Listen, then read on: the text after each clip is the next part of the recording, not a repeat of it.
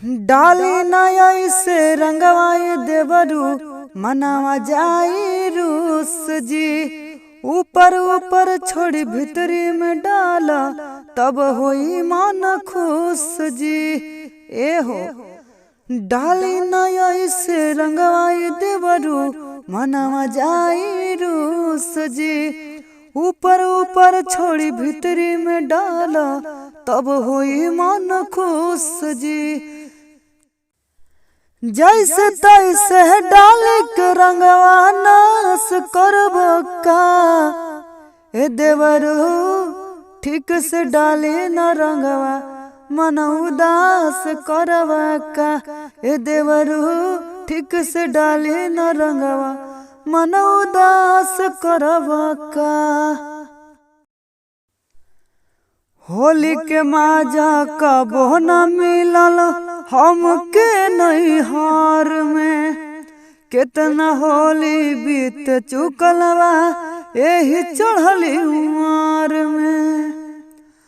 होली के माजा कबो न मिलल हमके नैहर में। कितना होली बीत चुकल बा यही चढ़ली उमर में। नयब बर्दास होई जी ई रंगवा खास होई जी। तू रंगवा डलते रह दही में एहसास होई जी।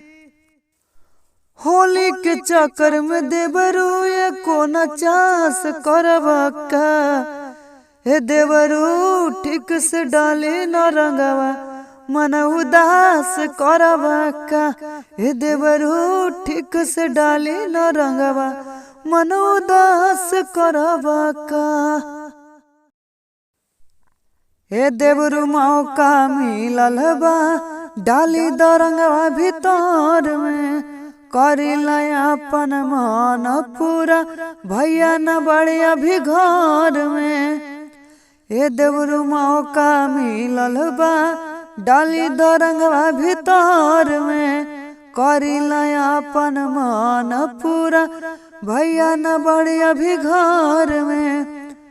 तू देह पोरे पोरे भिंगा दाजी जोश में होश गवा दाजी।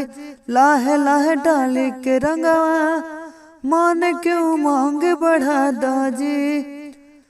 चढ़ल जवानी के अपन तू निराश करब का ए देवरू ठीक से डाली न रंगवा मन उदास करब का ए देवरू ठीक से डाली न रंगवा मन उदास करब का। तो दोस्तों यह फुल सॉन्ग कैसा लगा?